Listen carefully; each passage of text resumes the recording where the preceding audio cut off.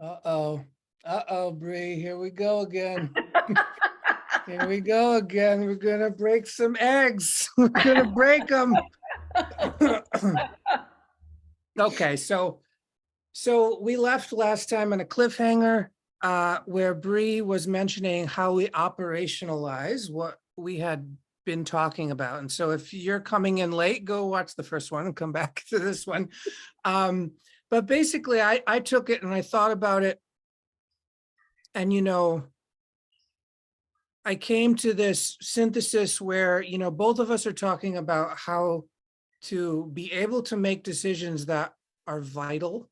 And Bree talks about moves that are the like true moves or vital moves. And I talk about in my work, entering into a performance state, a state of performance arts in which I call it like the vital space, because in that space, all the moves you make are sort of towards vitality, even if they're weird or unknowable or whatever. But you can attain this state, and it's a shift in perception. And I just want to get into it more with Bree about like, what does it mean for us as practitioners and just as regular ass people to operationalize this technique, this method, this approach, this idea, this worldview, but to make it both more attainable, but also like get this granularity piece down, because there is a specificity here that we're sort of circling around. Yeah, so I just want to say that's the sort of idea for this talk, Operation Vital Move. What the fuck does that mean? I mean, I think like, I talk about like, I think I said this the last time, but like I talk about three kinds of moves. And like there's two kinds of moves that I see as living on kind of a polarity or a continuum. And one side of that is like moves from control. And the other side of that are moves from collapse. And actually, that continuum is sourced from the same place, right? It's sourced from being out of connection. Yeah. And so, right through the center of that, kind of vertically, is what I call the true move, which is really like the move that is sourced from, you could say, vitality, or sourced from like connection with the emergent phenomena of existence. Yeah. And so I think about the fact that most of our moves are usually found in the control or collapse continuum because we're living in a consciousness that believes that that control or collapse continuum is actually life, that fighting to exist is part of like what we do in life. And it's been so embedded that we've forgotten on like such a deep level that fighting for existence is actually not existing at all. Yeah.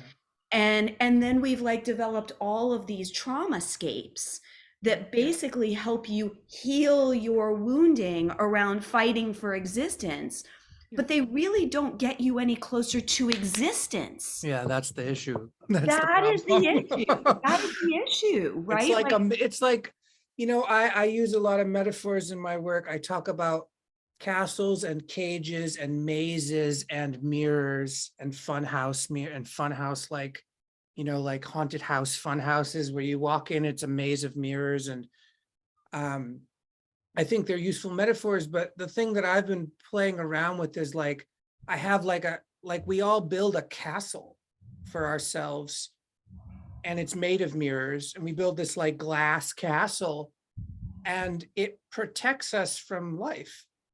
yeah, But we go, oh, I don't have such a great castle. right. And it's like, you're actually yearning for something to come along and earthquake shatter the castle. Totally. Because on some level, you don't like the castle. Like none of us, it's like, what the hell's going on? Like at a certain point, you can't taste things anymore because Right. everything inside that castle is like a sanitary, like simulation of life. It's like, oh, well, we filtered life for you, so Yes. now here you can have life. But it's like, it's not really life because you know it and everyone knows it. I'm curious about this continuum. Because you talk a lot about avoidance. Would you say this continuum is like the avoidance continuum? Like I'm going to control things and I'm going to collapse. I'm going to control things and I'm going to collapse. I would say that so I talk about different fields. Mm, And I talk about both the field of what I call avoidance, and then kind of inside of the field avoidance, talk about the field of abandonment, okay. which is more conventionally what we think of as like closer to attachment wounding or like disconnection or trauma sourcing.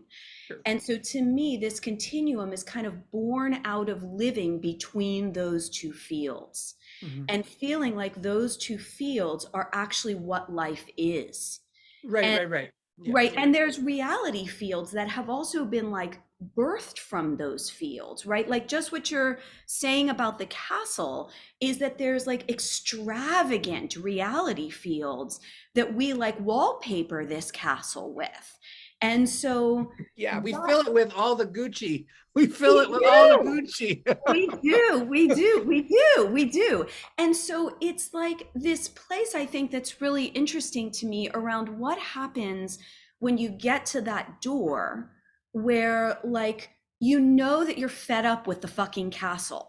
Like, you know that the way you've decorated it and redecorated it and redecorated it, like, maybe 500 times already, and you've, like, moved the walls and shit, but the castle hasn't changed, that you're kind of like, well, I don't understand. Like, what do I do now?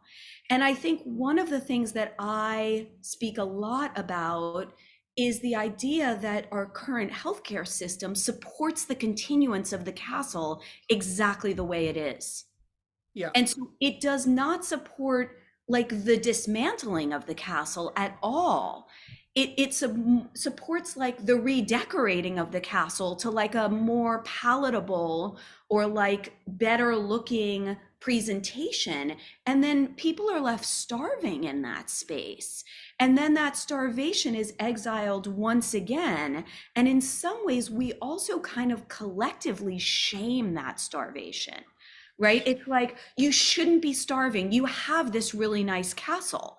You know what I mean? There Like, it is. There it is. Right, right, right. right, You've right. like gone through, you've gone through treatment 3 times, You're a you're, success. you're sober, you teach yoga, whatever the thing is, right? You have like a 2.0 family Yeah. with like 3 kids in the picket fence. Yeah, you And checked off all the boxes. You got the video game, man. You won the video yes, game. yes. You're on the final level. Come on. Yes. And in some ways, I think at the final level, you feel the most starved because you've already gone through these iterations of thinking that like redecorating is actually going to attain you something. Absolutely. And it really doesn't. And to me, this is the biggest oversell that we've got going on. This is And it. it's delusion. It's Oh deep. no, it's totally crazy. Yeah. Yeah. I want to speak a little bit more about this before we move to something that is not focused on the sort of issue of the castle or whatever we're metaphorically describing it as, the reality tunnel of like safety or whatever. So the thing that I've been doing, because I'm a very unconventional person, like I didn't start doing this publicly until I had like 15 fucking awakenings at like age 38. Like I was not teaching at 25 and no, I'm not, I had a hard life and I'm suspicious, but on some level I'm still gullible and I had to break that. But as I helped people, I always had to maintain that I was just experimenting Totally. because like I wanted to help and give the gift that I'd been given because it's not my gift. It's just like, well, I have something here. I don't know, like, but I had to go, well, how does it fit in this reality so I can pay my bills and, do this stuff. So I play these games of like, well, I'll just make a website and then I'll put some blog posts up and then I'll like, open up for private sessions and I'll do these things. And I did it for a while. But what I realized is that like, you can put a sign out on the window that says what you think you do, but people interpret that in ways that are just very unpredictable. Mhm.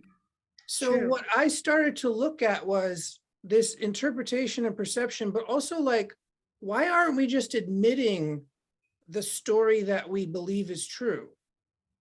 Because that's actually what people are going to get help for. They're not really going for like total pure liberation. They're going for like, I want my life to be better in this specific way. Yeah. And what I encountered was, I was always going, on some level, I didn't have the language for it, but I was always going, let's smash the castle. Let's smash the castle. Do you want to smash the castle? I think it'd be fun to smash the castle. And they're like, no. And that's what you come across is like, Yeah. no, actually, I'm paying you to not smash the castle. And that's where I found myself in a double bind Yeah. as the practitioner, being Yeah. like, oh, you're paying me to be dishonest. I didn't actually accept the money for that. Yeah. Yeah. And so I had to back way up and go, I need to be super, super, super clear, because I'm not accepting any funding if the funding is secretly so I can be dishonest. But you want me to play this other game. And it's like, but you won't tell me that at the beginning. Yeah. And so, You may not even know that. and This you don't person even- may not even know that. yeah, Right. and that's the funhouse mirror part, where it's like, you think you're being authentically truthful. Totally. And so I'm not shaming anybody. I'm just noticing the game that we're actually in, which was like, oh, to get really, really clear, you have to be really, really clear. Yeah. Otherwise, it's just so easy to be like, this is the authentic truth. And then you're just like in this weird little music video, you know? Totally. Um, Totally. And I would say that's probably the vast majority of what's happening in like healing spaces, even what's claiming to be like a deep healing space. Because I think that there's a way that everybody has bought into that transaction as being like the transaction. Like it feels good. It feels like you're being authentic. that's the thing. And it's very easy, I think, until you have broken that open, to really have investment in that from a place that also has heart. Yeah. And so it has that quality of sincerity to it, but it is still actually a ruse, Yeah. because the truth is so much more naked than that. And Yeah. that's not naked at all. It appears to be naked, but it's actually very, very cloaked. Yeah. Yeah. So this is the scary monster in the room that nobody likes when we talk about, right? Like, this is it. Because what we're saying is that like a lot of the conceptions of goodness, love, and light, and belonging, and interconnection, and all these words, empathy, you know, all these words that people have that fill this castle is Yeah. still fake on some level. Yeah. And the only way you know it's fake is if you kind of take the plunge on some level. You have to kind of look under the rug. You have to be like, I don't know about this happy-go-lucky thing. And it's really interesting to me because you also, like, I'm not a proponent of forcing anyone to do anything they don't want to do. Like, I don't really care. But I also don't want to be forced to do what I don't want to do. Right? Yeah. Which is like, you believe my story, right? I'm like, no, I don't want to be forced to believe your story. Can I just be I'm just here. I'm just living, man, you know? So I think that we're getting to the core of this thing that I really want to hear you talk about is, how do we move from the facade, even though the facade feels good? That's Yeah. the thing. People are like, it's good, so I must be healing. Yeah. That's the thing. I know. And so we go, yeah, but actually healing is going to be this thing that first feels bad because your feeling generator is actually broken. Yeah. Like you don't know how to feel yet. It's really confused. That's the cell that I'm trying to get to, because it's like, I know that because I'm like, oh yeah, this feels good. This is totally bullshit. You know? Yeah. I'm Yeah, like, oh, this feels so good. It's totally bullshit.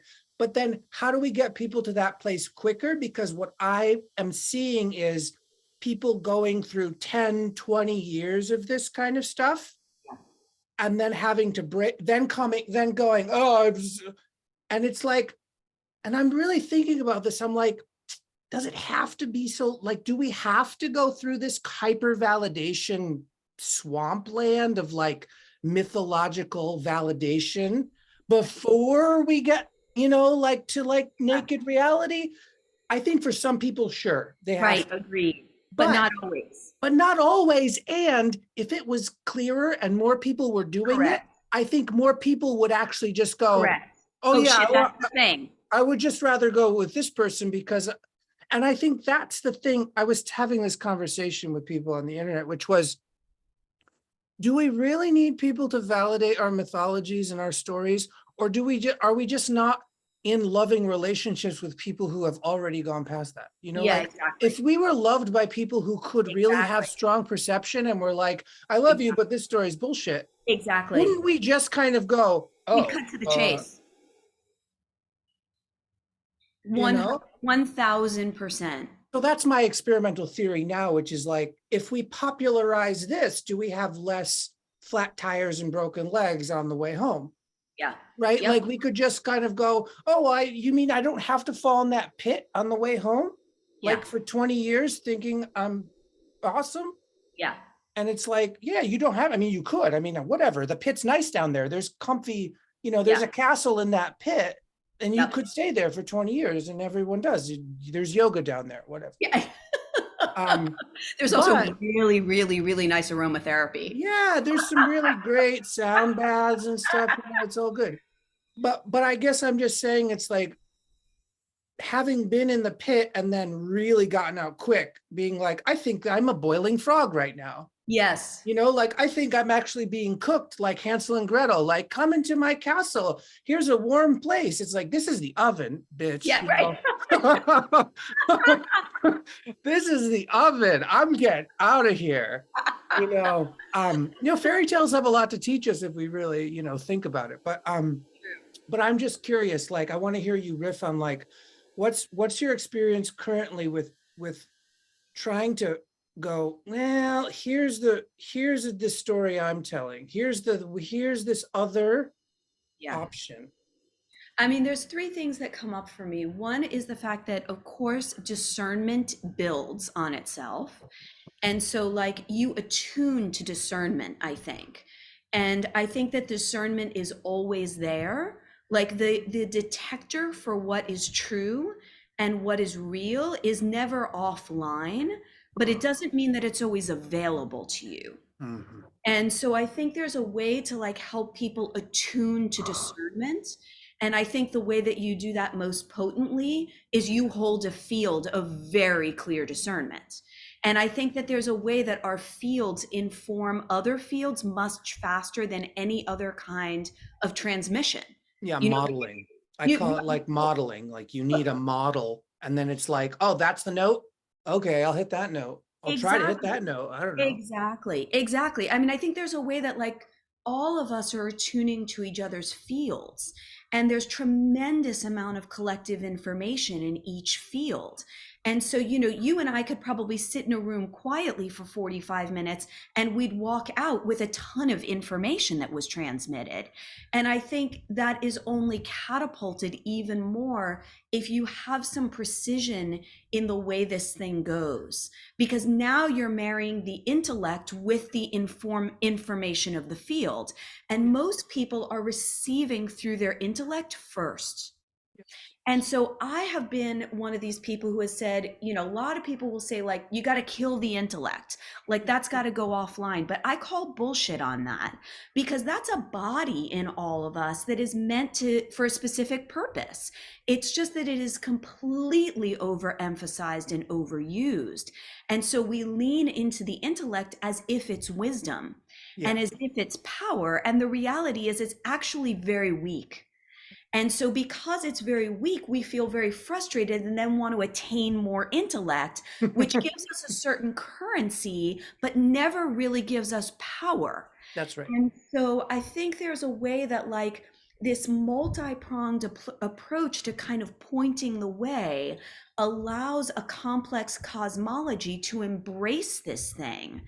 And one thing that I have seen energetically time and time again is that like in an ecosystem, if you hit the right button, if you tell the truth about a right thing at a right moment, which is kind of like you discussing the vital space with the right move, the entire ecosystem begins to embrace that truth, even if it is infinitesimal. It doesn't even matter what the fuck it is, which is the like, I'm going to go buy eggs. But if I'm going to go buy eggs comes from a frequency that is so connected with my full expression of being, then that basically pollinates the entirety of the system, and the whole motherfucking thing starts reorganizing around it. Totally. And no one has to do anything. Right. This is the spell that we have to do so many things, but there's so much less for us to do except be able to discern what is true and speak and live from that place. Totally. And that to me is like the thing that is so simple and so undersold. Right. It's like, and also, okay, so let's talk about this fucking buzzword called coherence. Okay. Because what I hear when you explain that, because I've had experiences of this both in ceremony and in improvisational theater, like this, the same thing works in all of these realms. Whether I'm dreaming, sleeping, making love, eating food, there's a certain kind of coherence in which there is a improvisational smoothness that starts to happen. Where Yes. like, if I could just describe it a bit, it's like, I don't really know intellectually what the next right move is, Yeah. but via approaching in this particular approach methodology, right moves or vital moves become more likely to occur, Yes. even though they seem nonsensical to the intelligent mind, because the intelligent Yes. mind is always trying to predict things. Yes. It's Yeah. trying to go, the next right move is you have to say this line from Shakespeare, and then you have to do a backflip, and then it'll be fine. But in reality, that's never what good improvisation is. Yeah, because it doesn't It's, come from that other place. yeah, it does, but the predicting mind will still be telling you all these lies about, oh, the next right move is that you have to do this thing over here. But the improvisational field in which vital moves are more likely to occur is very oblique to that world. It's very much like side door, underneath. Actually, the right move is to not do anything. Right, totally. Oh, fuck, what? The right move is to wait. Right. That's a lot of it is the right move is like waiting. And it's like, what?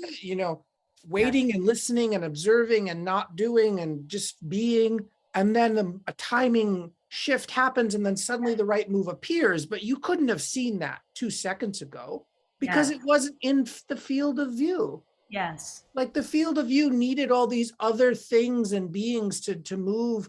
The clouds had to move just over the horizon in such a way, like there had to be an ecosystemic movement, and then your vital move is Yes. apparent. Yes. Yes. Yes. Yes. So people talk about coherence, but they still talk about coherence in this very transactional way. Like they talk about coherence like you and me are on the same page, or like we're all thinking together. And it's like, no, that's still not it though, because you're missing this whole reality that is not that. Yeah. Well, and I think that narrows coherence. And I think what you're speaking about is how large coherence truly is. Yeah. And I think this is part of what we struggle with, is like this desire to narrow life to like a manageable kind of like frame. And that the reality is that life is truly frameless, Yes. and it has lots of frames in it at the same time. Yeah, the mirrors and mirrors and mirrors, yeah. Totally. And so I think this requires a certain like I mean, people say trust, but I really hate that word because I do it's too. really also been misused. But it really does require a certain yielding to life, like a cooperation with it. And I think that's one of the things that you recognize at some point is like, at some point, the field itself is fucking cooperating with life, whether you like it or not. And you're going to fight against that cooperation, or you're going to be like, oh shit, I better cooperate with the field that's cooperating with life, that actually was always doing that, whether I realized it or not. And then, of course, the huge question that comes up for people is like, what's free will? There, yeah. Right? Like this is where the rubber starts to meet the road. And like Yeah. everybody who traverses this path that I have ever met and spoken to is like, there is no free will. Not Like that's technically. actually not technically true. Yeah. Right? But everybody Yeah. wants to talk about free will, but I think free will is very different from agency. Yes. And so to me, you can have a lot of agency at differing times. You have degrees of agency, but your ability to like use or access agency is tied to your ability to be cooperative with life, which is really your ability to fucking be devoted to life, which is understanding that like at every moment you are praying. Yeah. Right? Like there's no separation anymore. Yeah. Like at some point, there's no separation between you and God, quote unquote, because God is just living through you and you are an instrument of that. And in that point, you really recognize that you don't exist and you massively exist at that point. Yeah. And this is the game too, because we've jumped a number of degrees to sort of non-dual awareness talk, and so I just want to sort of circle around and be like, there's this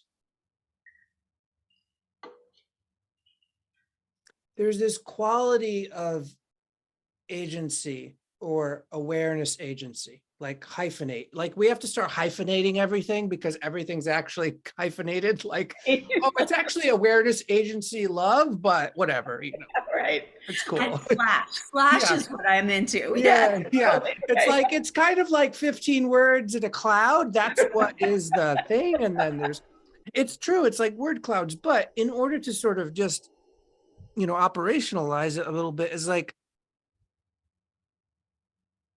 thoughts are stories, ideas are stories. There's little stories flying around being secreted by all the things, right? So at a certain point, when you get closer and closer to this cooperative way of being, this cooperativeness, you realize that even the thoughts that say this is not God are God. Yeah, totally. Because at a certain point, you don't worry about worry. Right. So even when the worrying thought stories arise, you actually go, wow, isn't it so cool that like this is also the cosmic whatever fucking happening? And like, but at that moment, that's the agency, because you go, do I want to divest my energy and give it to this worrying story or not? Like you have a choice. Yeah. Instead of going, oh, well, how can this, because I think what happens on a certain level too is you see or feel these emanations occur from your system, which is, oh, a hell realm, a fear about all the pain, and these hell realm kind of things start to happen of like, oh no, well, no one will love me and they'll think I'm crazy because I'm talking like this. But you start to go, oh, well, that's cooperating too. That's cooperating too.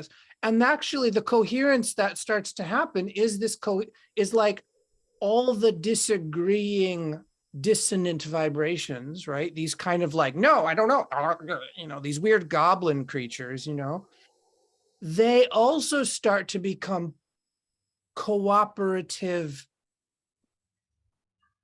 I don't know, webs in this, like Yeah. it's not like, because at a certain point people start and they just immediately they get drawn to the goblin as if the goblin is the new gravity well. It's like, no, the goblin is the truth. No, that goblin is the truth. No, this goblin is the truth. Totally. Instead, you start to go, there's really no truth, but there is this kind of like cooperative feeling. And I think that I could figure out how everyone wants to cooperate. And then it starts to dissolve and get really strange, because you start to not feel pain with pain. It's very strange. Yeah. It's like, oh, but this is pain. It's like it starts to get extremely wobbly, because you're like, well, how much of pain is your narrative about pain and the word called pain? Because I don't really know. And that's the place I think is the vital space in which you go, oh, pain. And then you're like, oh, pain. Right. You go, oh, pain. And then you go, oh, you start to get this little playful, like, ooh, maybe, I don't know. And that is the place for me, where it's like being at the threshold of non-duality, where you're still kind of like, oh, but I like duality. I like the weird, but maybe, there's this but maybe kind of playful factor of like, ooh, but a thing comes up and you go, Yes. oh, but maybe. Yes. And Yes. so that's the vibe, I think, is more, I don't know. Yes, and I think that I think a lot about like what a control-based system or like an exploitive system kind of like what its currency is. And one of the things that the currency of that is that it restricts choice, Mhm. or you perceive that it restricts choice. Both are actually true. It does restrict choice, and you also just perceive that it restricts choice. But Right. you can't really perceive that it restricts choice till you have gotten free enough from it to understand that your perception is part of the cooperation with the restriction itself. That's right. Yeah, yeah. Right. And so at the early part of it, you're just in the restriction. Yeah, yeah. At some point, you recognize that, like, oh, fuck, I am unconsciously cooperating with the restriction because I have basically been um, under a spell that I have to cooperate with it and that it's not coming from me at all. And when that happens and you start realizing that there's a cooperation, now there's like the early signs of agency that are present, right? Because this is the place in which we actually have some choice. Yeah. And so what you're describing is like further along to me, where we are recognizing that there is always tremendous choice and that the restriction of choice is only through the walls that we have created and that society or the imprints of society have created within us, but that in every moment there is infinite amounts of choice, Right. which is how, like, I speak a lot about the fact that, it's about possibility. And that possibility is not probability, but it is emergently always arising that there is something possible in that moment. But you can't create it by trying to think about it. You have to tune in to that space in which it is emerging through you. Right. I was telling this story about how, I don't know if I told you this story. If I told you the story, stop me. Okay.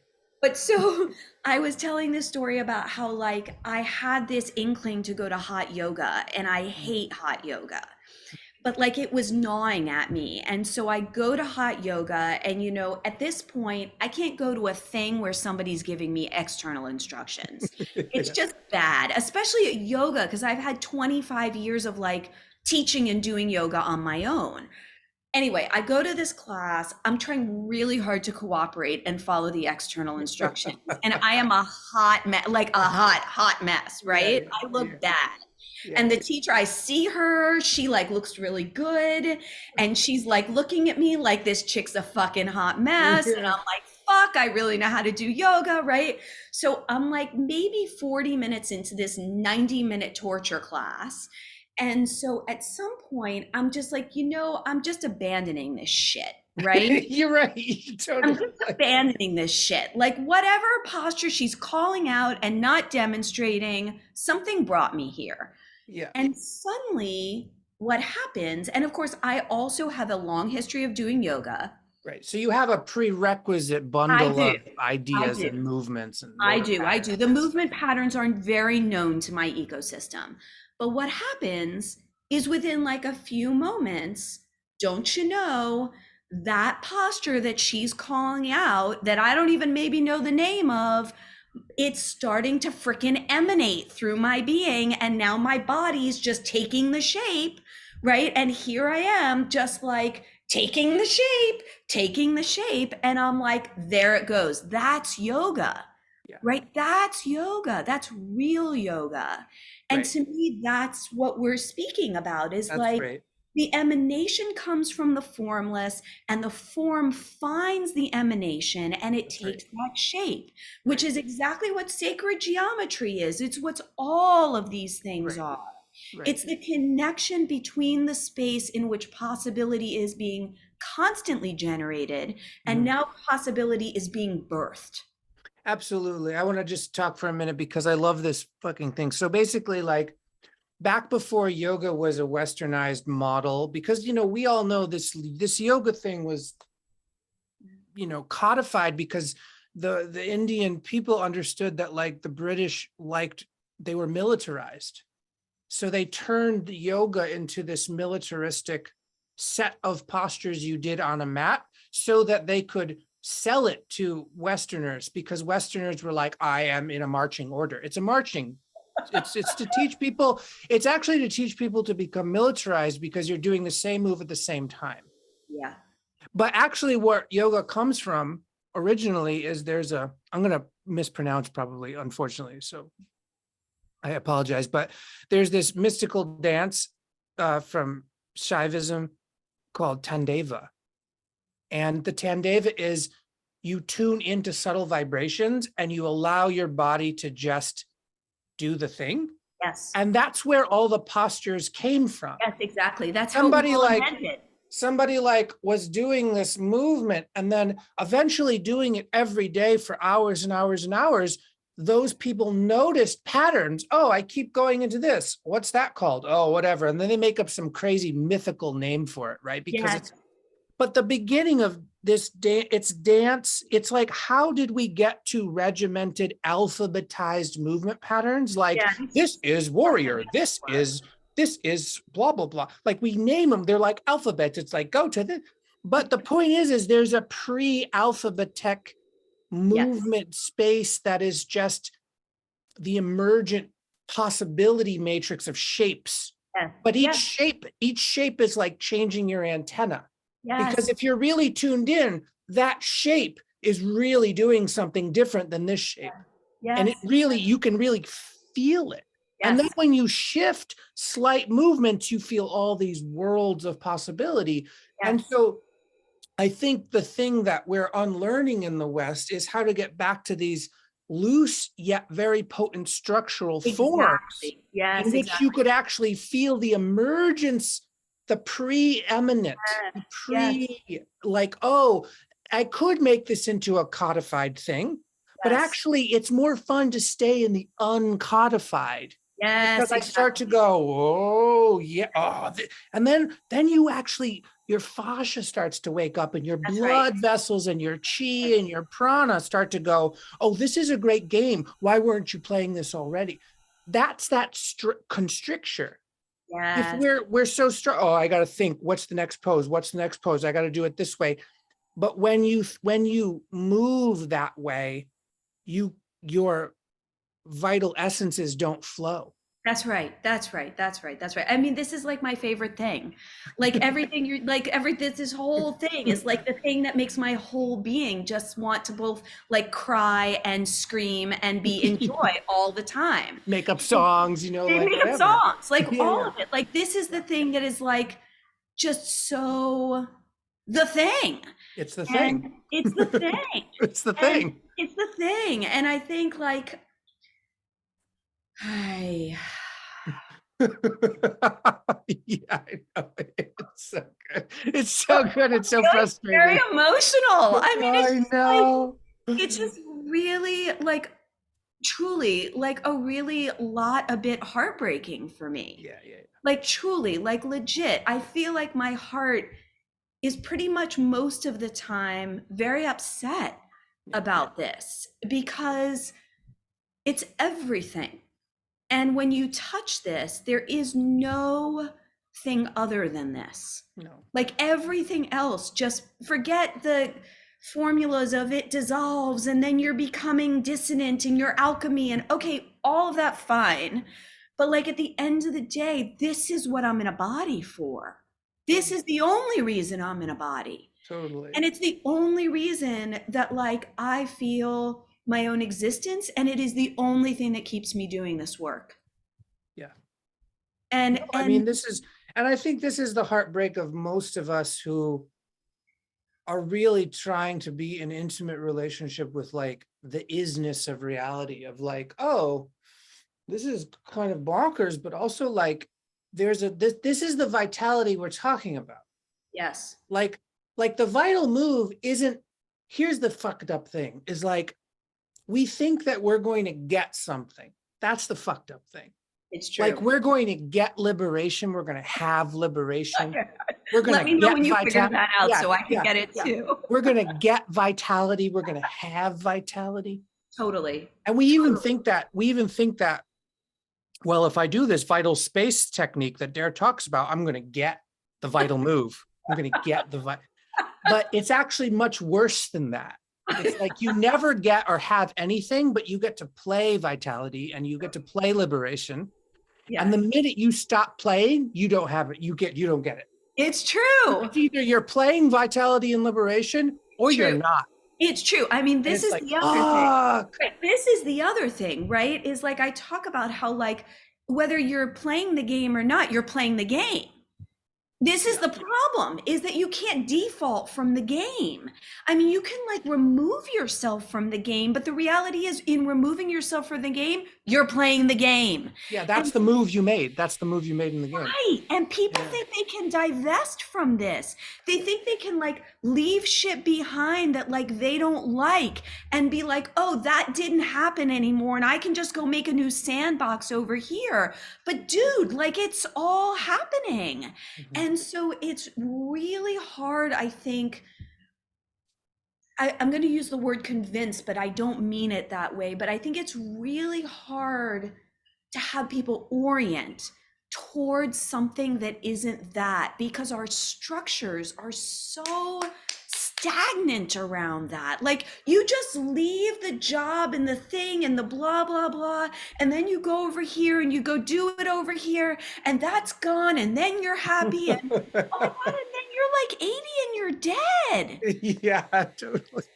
Right. And nothing has been accomplished. And then the worst part is you got to do it again with that karma behind you, right? Like now you got to be born again and forget all that shit and try again for your next round. And maybe the conditions in that round are like less desirable than they were in the last one. Maybe in the last one you had money. In the next round you have no money.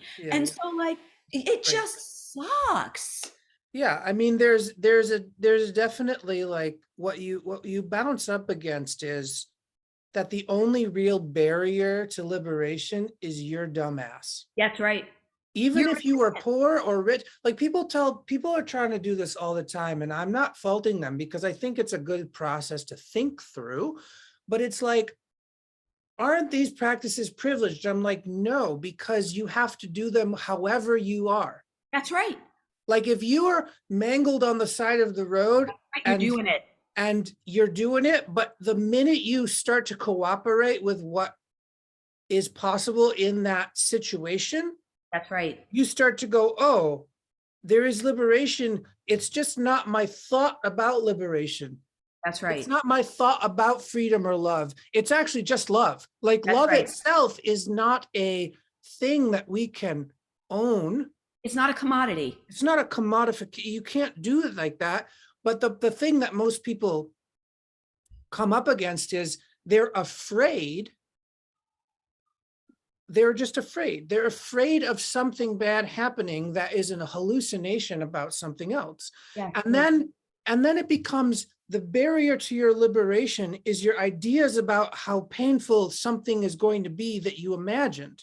Yes. But it's like, did you just like if you could see the joy in what just happened, right? Like the joy and the love that allows us to create a hallucination and then believe that it's true.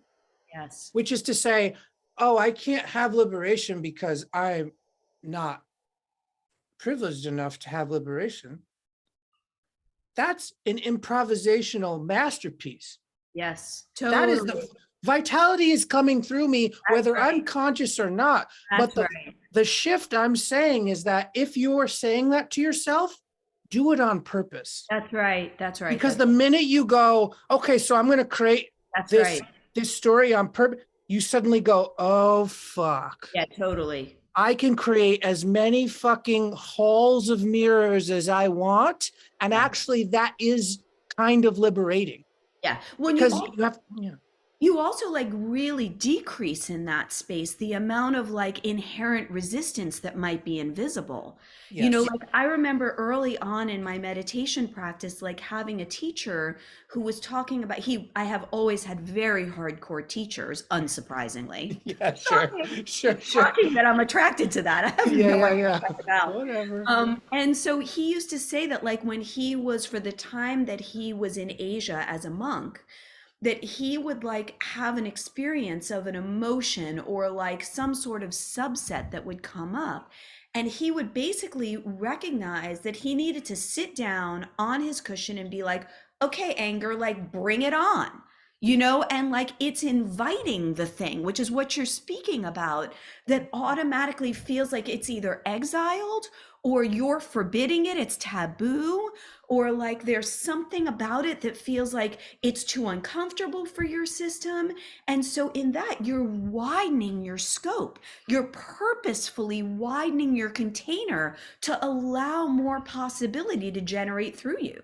Right. And in that moment, you're saying, so, and that's the funny thing, like if we go back to the thing you were talking about at the very beginning, which is like there's this castle continuum of like, and I'm seeing it like a castle. Okay, so it's like a castle and there's a door in the middle, the moat door is in the middle, and that's like locked, right? The locked moat door, you can't get through it.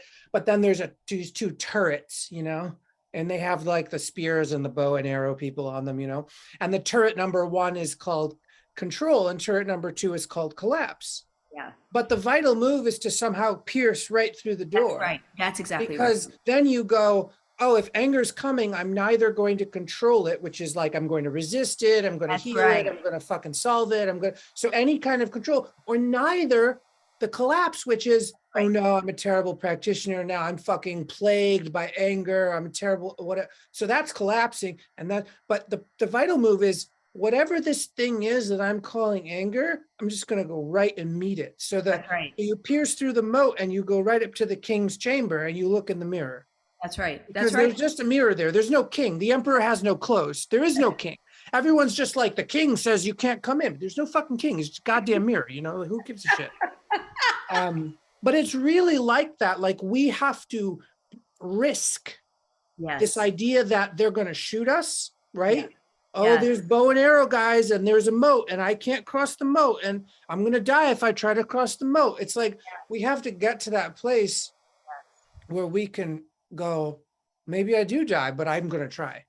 Yeah, I mean, I think what you're speaking about at this end part here again brings up for me so much around this space when you recognize that, first of all, you're always playing with death on some level, and that in another way too,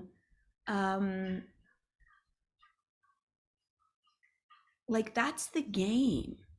Is like how often you're going to be able to like play with risk or perceived risk, and that Perceived risk. actually you recognize that you can't die.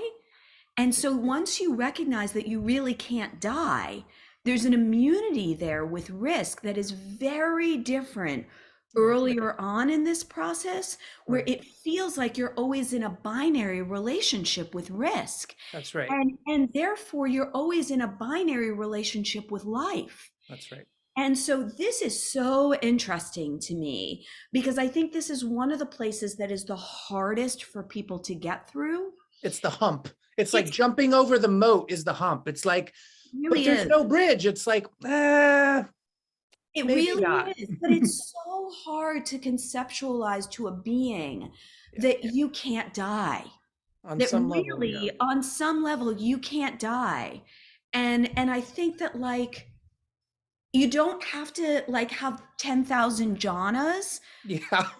in order to understand that you can't die, because this is the other thing that we've been told, right, is like to get to that space you have to have certain attainments Yeah. in certain practices in I order know. to have the concentration. And now I know I'm just opening a whole other thing I right know. Let's open it though. Let's kick it open. I thought to We're gonna myself, pee in the garden. We're I'm gonna gonna pee in the garden. We're gonna pee in the garden. Last week I almost messaged you and was like, we got to talk about the spirituality part of this. Yeah, I know. Because there really is there's a way that those practices are being kind of contained and uninterrupted. Yes. And I know that certain people are interrupting them, but I think we're also very afraid to interrupt them Oh, totally. and tell the truth about them. Yeah. And I think there's a way that like somebody, you have to understand that like you can attain this deathless state without having these particular mapped out attainments. And it really helps to have a practice. It's Totally. really, really hard to get to these spaces if you have not trained your mind and your body Right. in some of this way that allows you to have resiliency, observation, discernment, clarity, because otherwise you're just lost in the woods. Yeah, I mean, you have to, like, this is the funny thing. It's like, I often think about this in terms of practice. If you have the capacity to play various games, you should play those games and then transfer the skill into other games. Yes. Which is to say, oh, someone taught me meditation. That's a fun game. I learned a little bit of it. Then I went over here and someone taught me this other game. But every time you're going to play a game, you're trying to play that game for real, but also transfer all the other skills from all the other games. So it's not like you're, oh, I can't, you know, you're like, you have a basket and you get your fruit from the tree and you put it in the basket. And then you go to this other tree and there's a different kind of fruit and you put it in the basket. Eventually you have a basket full of fruits from all these different trees and it's yummy. And then you make a cake, you know, you make a cake or something. I don't know. But the point is like, so this is great, but then people get caught in, I have to go to every tree. Yeah. And every tree is now a god, a guru, Yeah. a magical practice that has to be protected. And then it becomes, but wait a second, this is not how it originally was. Because when you think of it, originally, some motherfucker was just doing whatever and a vision came to them. Totally. And then all of a sudden that vision 3,000 years later is now this magical tree that has all these rules and scriptures. And it's like, wait a second. Okay, so let's just pause and go, if you were just a fucking, let's just say, you know, there's this myth, this trope, child raised by wolves, right? Yeah. Yeah, everyone goes that. It's like, it's very useful to find the spirit of the child who is raised by wolves because they don't care about any of that and they still get the attainment. Totally. Totally. They're naked in the woods having a magical experience. Right. I mean, this is like some of like in Asia, the householders, right? Yes, Who yes. like were householders and like didn't have a formal practice, but their practice was like washing the dishes and doing the laundry, right? I mean, Right. this is how women Yeah, historically attained that's a right. lot and then were systemically That's right. cut out of being like recognized for those attainments. Totally, because They there's look- another path that isn't the right. path that is like, That's do right. these, it's not like the spiritual Olympics where you have to like deadlift 500 pounds before they let Right. you go to the trial run, right? It's like, That's right. it's like there's another path, which has always been the path, which is the original path, which is live your life, be open to things, and suddenly receive what is being given. And then suddenly it changes the field. That's right. That's right. That's right. That's right. Right? Totally. Totally. So, Totally. so we have this issue with spirituality is that it's been in some way constricted by its own fruits. Like Yes. the beauty of spirituality is that it came from nowhere and will go back nowhere. That's right. But most people are like, but now we have to keep it safe. Yeah. Like, what are we keeping safe? I know, but I mean, It didn't exist and then it existed. And like, what are we, you know, like there's an interest to the, like every single person has access because there's no, and no one is special, but then there are moments in which you become awakened, but that awakening doesn't make you different. It just makes you whole. It's like you're a whole being and then you go keep doing your thing, but you do the same things, but you have an understanding of this kind of pre-death or deathless state of like, you can get fucked up. Everyone gets fucked up, but that's not the same as like, annihilation or something. Yes, you know, like that's right. It's like, well, I got fucked up, but I'm still listening on Yes. some level. And, you know, that's the big issue I see with a lot of people is like now, because people are so prone to going overwhelm, you have a lot of rules to try to protect people from going crazy. Yes, 100%. Let's talk about that for a minute. I feel like what you're touching on feels really, really like important because that has become like a destination rather than a step. And I think about this often, like, how did we become so like fragile that we have to protect that fragility so strongly, or we perceive that we have to protect that fragility so strongly, that has created a whole culture that then lacks growth, like isn't able to grow. Because it's arrested development as a resort destination. Yes. Yes, like 100%. I want to take vacation in my arrested development forever. Yeah, what is that? Like, I mean, I can say a lot about that, but what the fuck are we going to do about that? Like, that is deeply problematic. Yeah, and it's hard because like people are going to protect their so-called comfort, their perceived comfort. And they might even kill other people to protect it, right? I mean, this is the issue, right? We're getting to the point where it's like, why the fuck do people kill and rape other people? Yeah, it's really difficult to think about that. We all kind of have this bug in the system, this kind of like feature bug, ghost in the machine, where at certain points we get so attached and we crave things so much that we're actually willing to really do deep violence to ourselves and others in order to maintain the illusion that we have something, Yes. And I think, I mean, it's really brutal because this is also what's going on when people resist even the smallest bit of agency. Yes, that's right. To say, you can be a little more free right now. And then they resist it immediately. They do the yeah, but, right? The yeah, but I'm disabled. Yeah, but I'm chronically ill. Yeah, but I'm a woman. Yeah, but it's like, I know those things are real, but also, yes, you and me, and we all have a choice in every moment to be a little bit more liberated. And in that little bit, we find every bit. Yes. But we don't trust it. We don't believe it. We do the yeah, but, we do the yeah, but, we do the yeah, but. And then even if we do glimpse it, we immediately start to go, yeah, but only because I went to the ayahuasca we ceremony. Negate it. Right. We go, that was great, but right.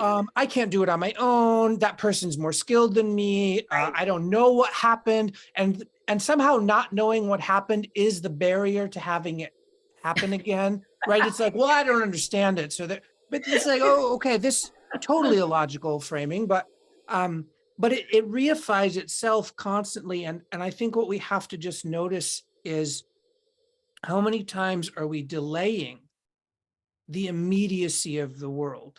Yeah, totally. Like the immediacy of like, life I am alive and dead. And also I am afraid that I'm going to get fucked up, which is why I, make choices. I don't want to get fucked up, so I make choices.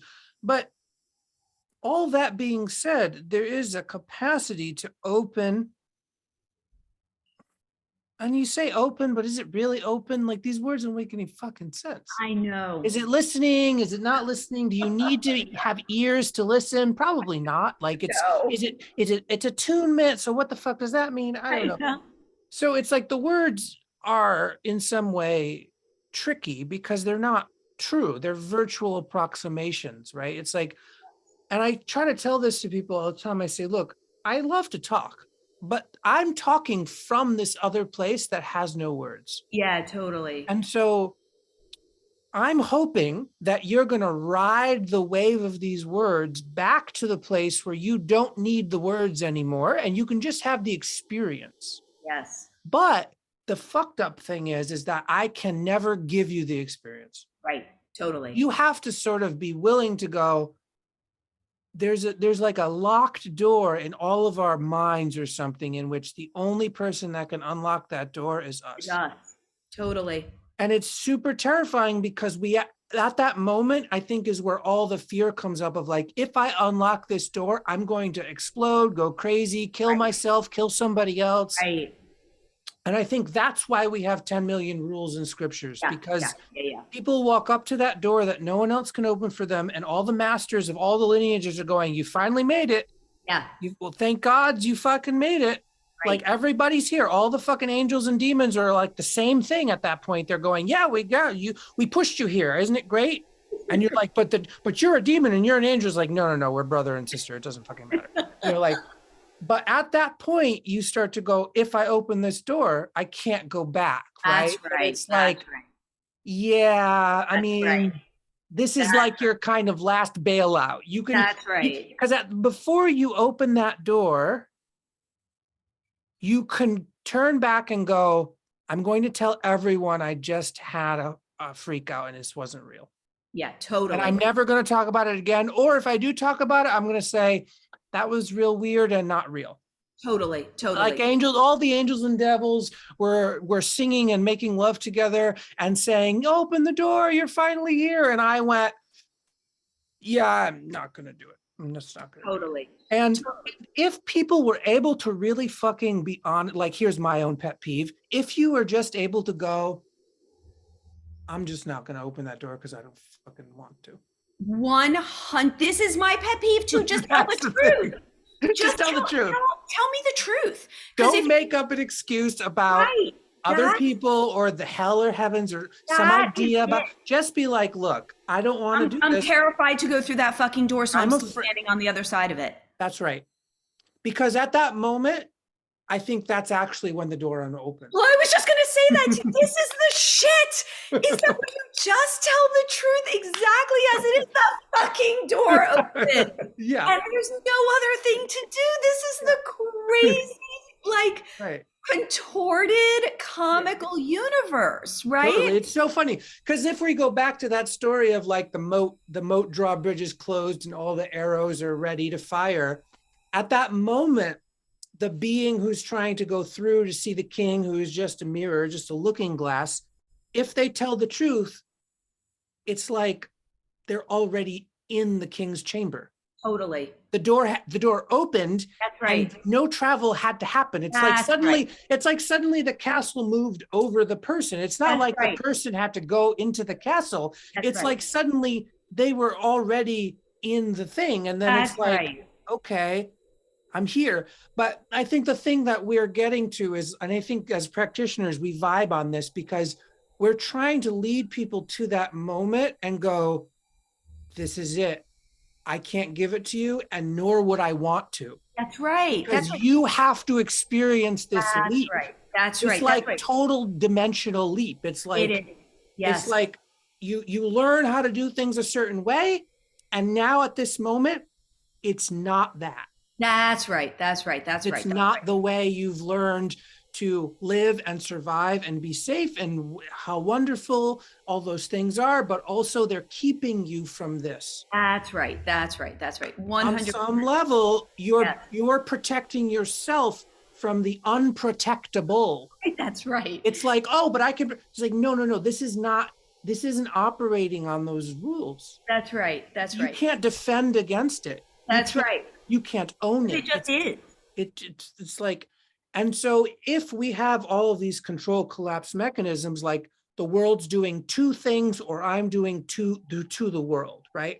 The world's doing two things, doing things to me, or I'm doing things to the world. Right. That's control collapse, right? Yes. You have to pierce that and like see it for what it really is, which is like a kind of game that you've played. Yes, and the futility of it. It's paper. It's like tissue paper in the rain. It's not anything. It's not anything. It's not anything. Last week when I was giving this like 2-hour abuse talk, there were a number of people who were like in the group who were talking about spiritual, when we got to this kind of place. And I was talking about how like everything that you just said in my own language about how like the reality is when you get to the door, you're actually already on the other side of the door, but you don't think that you're on the other side of the door. And so you can be right at the door for like a decade or two, like literally birthing these massive reality fields, right? About how you're not at the door, how you're trying to get to the door, how like you can't figure it out, how God is keeping you away, how like it's because you have chronic pain. I Like, love it. right? There's 100 things. And Yeah. the reality is that the truth is that you've been standing at the door for a really long time and you're just shitting in your pants because you know damn well that once you go through the door, there's no turning back. Right. And there have been doors earlier where there was turning back. Yeah, You of know, course. there are doors that leads to this door that are like, okay, you can walk through that door and you still get to keep your orientation towards life. And so you're adapted to those doors, but this one holds like a monumental amount of what feels like pressure and fear. Right. And Right. yet, when you're already there, when you've passed through so many gates to get there, the reality is you're already on the other side of the door, which is what you're speaking about is like the door opens and you're already in the fucking king's chambers because Right. you've been there all along because this is Yeah. where you actually reside. But Yeah, you're just totally. fooling yourself that you don't reside there. Yeah, you essentially wake up in the king's chamber staring at the mirror and realize the entire history that you've experienced has been you having a vision in this mirror. Totally. Totally. There has never been a moat. There has never been a king. That's right. You have been the so-called king, but you're not a king. That's right. You walk to the turrets and there's no people with bows and arrows. You're like, Yes. there's nobody here. Who Yes. locked the door? I don't know. Maybe Yeah. I did. Maybe goblins did. I don't fucking know. But the thing that so it's almost like the operationalization is almost in like two phases, just to simplify it. It's like there's getting people over the hump of like, only you can do this, but you can do it. I mean, like you're already doing it. You're actually over there already. But it's like there's the hump of I'm afraid, I'm shitting my pants. I'm afraid to do it because I'm afraid. So there's that moment. And you just feel that fucking moment. Then there's the after. And I think as a practitioner, I'm so starving for Yes. being with people in the after because the after is actually kind of worse than the before. It's so true. I mean, so I just finished this like 10-hour like mini teaching of my clinical model. And in this clinical model, it's like a stages 1 through 5 plus. Right. Yeah. And Yeah, so I yeah. speak about it in just similar ways to what I break these down actually so clinicians can identify when people come through the door, some of the phenomenology that shows up in like stage 1, Totally. stage 2, Totally. stage 3, right? Yeah, And it's beautiful. Yeah, totally. and how people kind of traverse these different places on this journey. Mhm. But I think the place that you're speaking about right now is the place that is talked about the least, which is like what happens when you go through that door and really how challenging things become afterwards, because Right. we've glamorized the door as the destination. Yeah. Like you're going to go through the door and now liberation is yours and like lights are lighting up and I hear money is like flowing Yeah. towards you. Yeah, it's a fucking it's game that. show. Oprah I mean, gives me a free car, you know. Oprah is giving you a free car. You have 10 new erotic partners. I mean, like, life is good, right? And the problem is that most of the time you go through that door and life is not that good. No, but you have but there is some kind of thing that you could call attainment because you actually go, I walked through the door, I did it, it changed my life, and I'm never going back. So there is a difference. You know that there is a difference. It's like, Yeah. okay, so I went through stage 1 through 5, and I opened the door at the end of stage 5, and it's like a video game, and suddenly I'm in stage 2 point, what? Wait.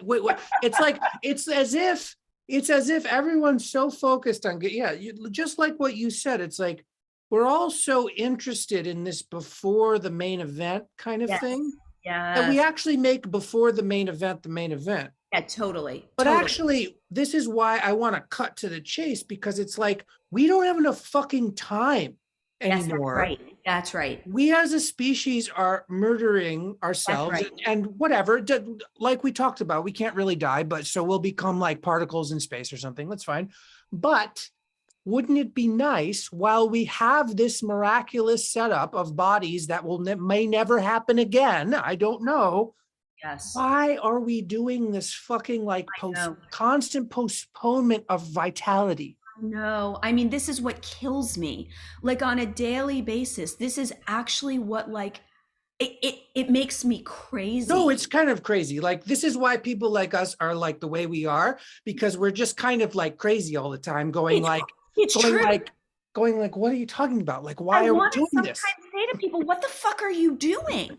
Like, what do you think you're doing here? And everybody's just like, and listen, I'm buying Starbucks too, so I'm not making Yeah, fun of yeah, Starbucks. yeah, I really like Starbucks. yeah, yeah. People are just buying their latte, thinking that, first of all, they have all the time in the world, which is one of the biggest lies that we tell ourselves in order to like put off any of this actually happening. This is the avoidance field you're talking about, Yes. postponement, the constant postponement of vitality. Yeah. Yes, and just the allegories, the mythologies, the deep mythologies that we hold about the fear of doing this thing. And that doing this thing is like this monumental thing that maybe I'm going to say yes to, and maybe I'm going to say no to. And like, if I say no, my life is going to be more comfortable. And then I mean, how are we still peddling this shit, Dare?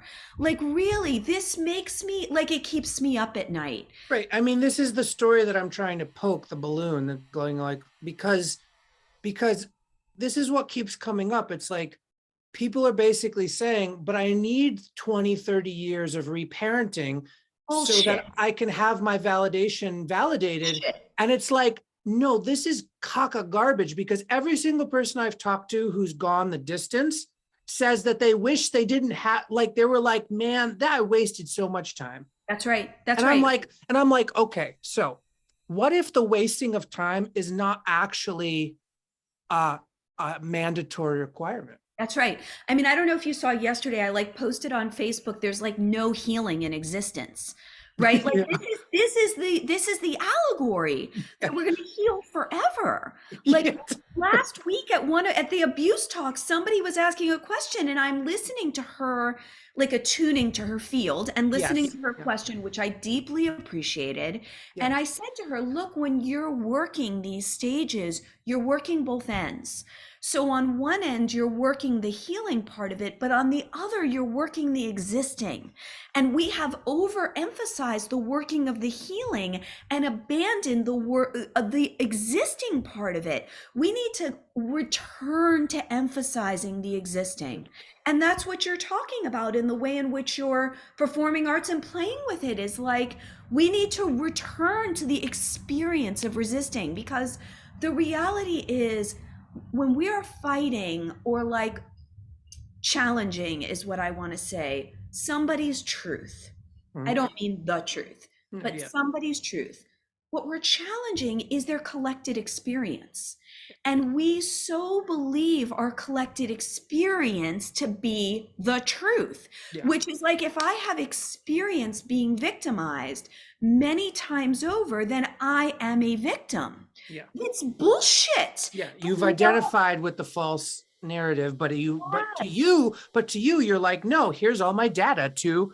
Yes. Here's all my data. Here's what really gets tricky is if you go to a somatic experiencing practitioner, and listen, I just want to say, for the crowd that's listening, I'm not against somatic experiencing. This is not me jiving like against them, but I will say this, is that like, if you go to that, it's going to work with your experience as if it is the be and end all of truth.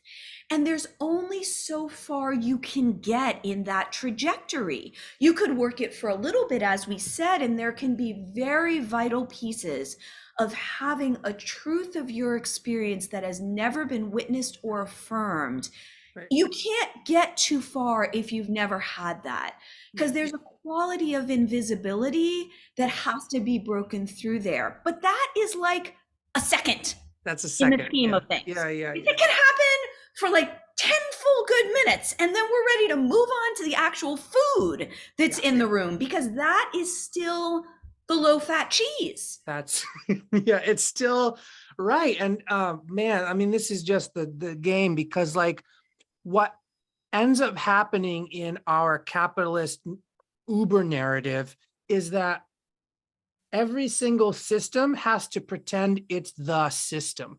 Yes. And most systems are like a pit stop at the Denny's on your road trip. It's like, you're not going to go back to that fucking Denny's. Like, it's not happening. It's like, but at the pit stop, you were like, I really need to pee. And you're like, oh, thank God there's a Denny's. I can pee and like, it's beautiful and wonderful, but I'm not here to visit the pit stop I'm not here to pee at the Denny's, That's like right. but I'm thankful that I'm thankful and blah, blah, blah. And I think that the systems that we get attached to are these, and even religions, practices, ideas, whatever, we get attached to these things. And it's like you're on this trip and you see all these people at the Denny's and you ask them what's going on. And they're like, I've retained it. I'm here. And you're like, at the Denny's? Yeah. Like That's where you ended up. But you're also like, let me get this straight. Like, this was the goal. This was your goal. No. And they're like, man, this has everything I need. It has the cheeseburger and the pee stain, and I'm like, okay, well, I mean, sure. And that's where I get hung up, where I'm like, I know. I mean, like, what? And I'm just like, oh, now we're in the dishonesty field. I know. Because it's like, you want me to be like, you want me to like celebrate you. I know. And I'm like, I guess but then at that point, I'm like, yeah, okay, sure. Here's your celebration. I'm also like, bye-bye. I gotta go. I know. I gotta be, and I think that, like, I'm not, since there's no one to be saved, it's fine and dandy on some level. But when we look at material reality as it actually is, which is like, oh yeah, we're kind of like murdering everybody. And it really matters. There's this way in which, like, the narrative around letting people have where they're at. Yes, it's like, I know. This is what yes, it becomes where again, are you cooperating with the lie?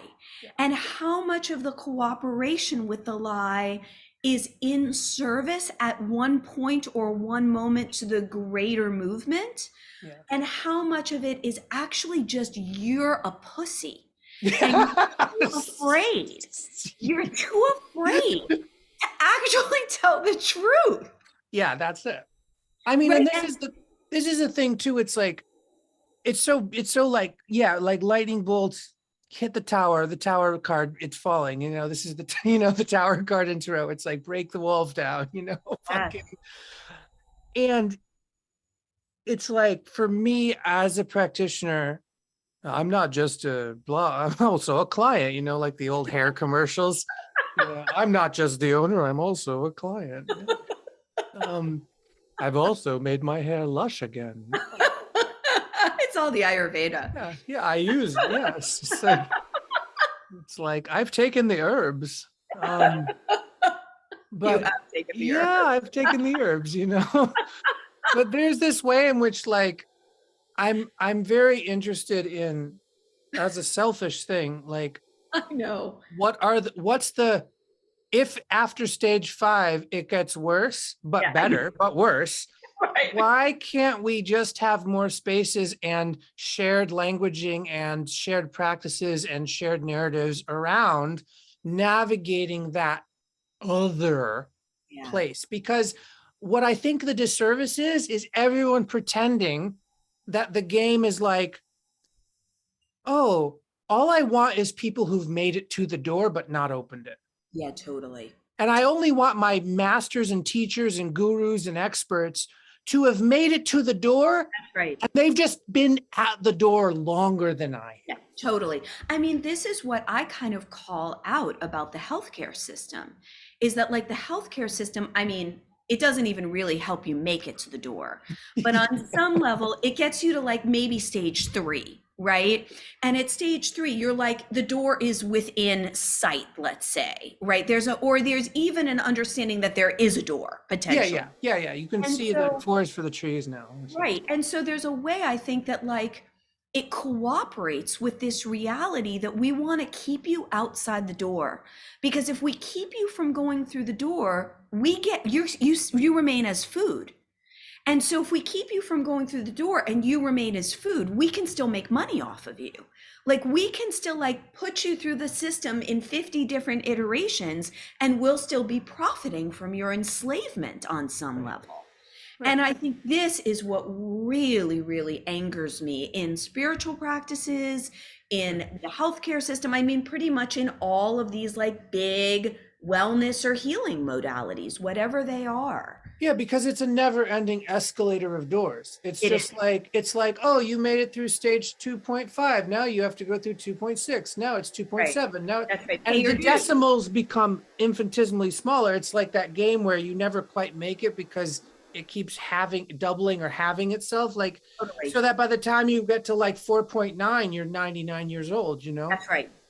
That's You're right. not really at 5 because you're at Right. like 4.999.7, you know, Right. 7. And this is the tragedy. Yeah. To me, this is like the comic tragedy of the whole thing. Yeah, it's super cummy. It's super, yeah, yeah, yeah. Yeah. So it's like, so I want to do a little forecasting because I think there's things that you probably want to say, just kind of code like a coda of this conversation. But I also just want to put a pin in like, I'm really interested in like, because this is what I'm trying to build is the field after the door. Yeah. So that not only when people get to the door, it's not locked. They actually see other people in there fucking dancing around. Yeah, And they're totally. like, yeah, yeah, yeah, but you still have to do it. But also like, no, no worries. Yeah. Totally. Instead of this idea that, oh, the door and nobody's on the other side. And it's like, this is the part of the issue is like, the door is just my door and I'm all alone in this castle. Oh God. It's like, it's not really true, you know, like it's No. not really true. But this idea that we don't see enough of it, there's not Yes. enough modeling in the world of people really playing on the other side of the door.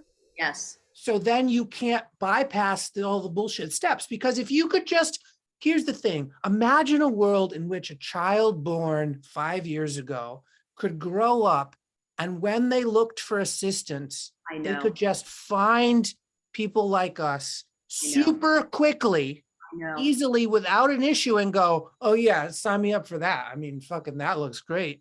I know. That's I the know. thing that I'm really upset about is that like the noise that's created by all these people who think they've got it, but I are know. really just more barriers I know. is actually like, if you were a good practitioner, you would see what you were doing and you would stop doing it. I know. I know. You I stop know. feeding people garbage I know. because then they come to me and they are angry at I me. know. And I'm I like, know. no, don't I be know. angry at me. Be I angry know. at all the people who fed you garbage. I know. I know. I know. But there's that illusion of wanting to buy into what's being fed as Totally. garbage because it feels Yeah. so much more seductive. It's so I mean, seductive. the truth is not that seductive. Yeah. Like it's really not unless you happen to have a palate for that. But That's true. if that isn't, then it's not as seductive. The other stuff has like lights and shit going on. Yeah, it's totally, yeah, there's more people there. Like I said, Denny's is hopping. Denny's The is Denny's hopping. is hopping and people are like, I think I want to go to the Denny's. It's like, really? True. Okay. It's true. So I'm gonna tell you this dream that I had. Oh, So great. I had this dream like a couple of months ago. And I was traveling with my daughter and we were sleeping at a hotel one night and I had this dream where I was in this loft space. And so it like had this like open loft on top and on the bottom was just an open room. Mhm. And it was filled with all of these people that were like dancing. Like it was filled with partying and dancing. And I was in the space and my ex came in the door and he was like kind of looking around And we like went up to this loft space, which was like on the second floor, and it was like equipped with all of this really fun stuff. And he was checking it out with me, and we were like checking it out together. And um and then we like went down the stairs on the other side, and when we came down the stairs on the other side, I started like telling him something. And as I started telling him something, he like completely ignored me and like walked away and started dancing with all these people, right? And what is important about this is that all these people in this space were people that I acquired in my field and my life since my like major awakening. Uh-huh. And many of them are not even people that I know that well, but it was important that these were people that I acquired after he and I kind of were yeah. not so together, right? Sure. Mhm. And the other piece that was really important was like he was orienting to this space, right? And this space was erotic as hell. Like people, they're having a great time and joy is flowing copiously. And so he comes in and it's like the whole thing is about what you're saying. He comes in and he's like, this space is pretty fucking good, right? And he's like touring the space. And at the end, when I'm trying to have some conversation about some TV show that I saw, he walks away from me and starts dancing with all my people, right? And this dream feels like exactly what you just said, right? Which is like when you walk through the door, this is what is available to you on some level.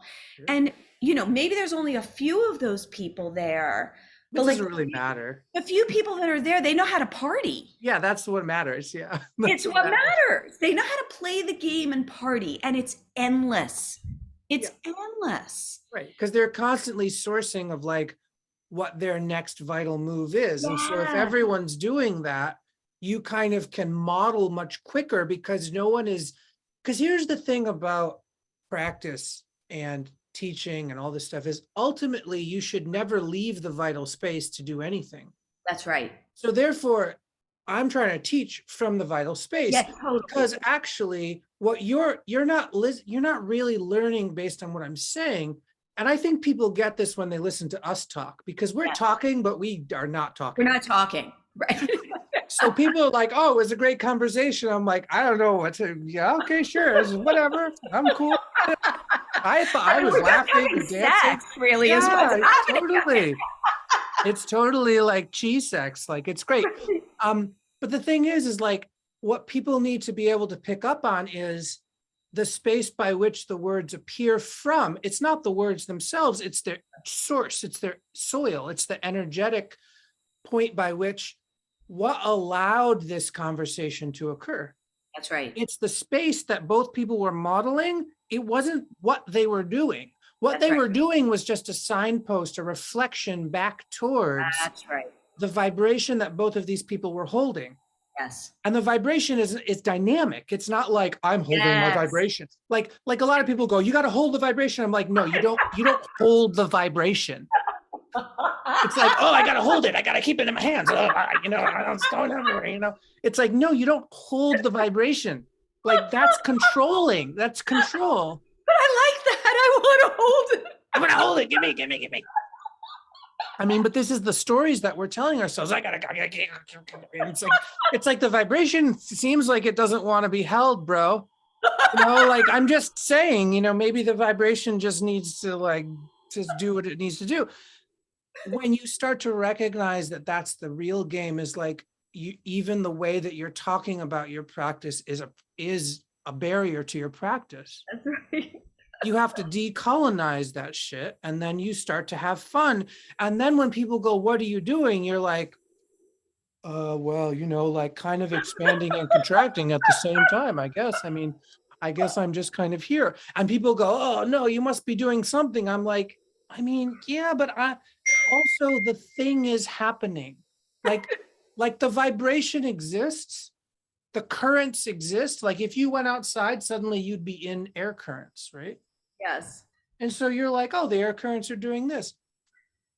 And that's that cooperative mind. It's like the party is happening, but if you're not following it, and it's going to leave your ass behind because the party is already Mardi Gras 13 blocks down the street. And you're like, why did everyone abandon me? It's like, no, that's not, you just didn't, like, what are you doing?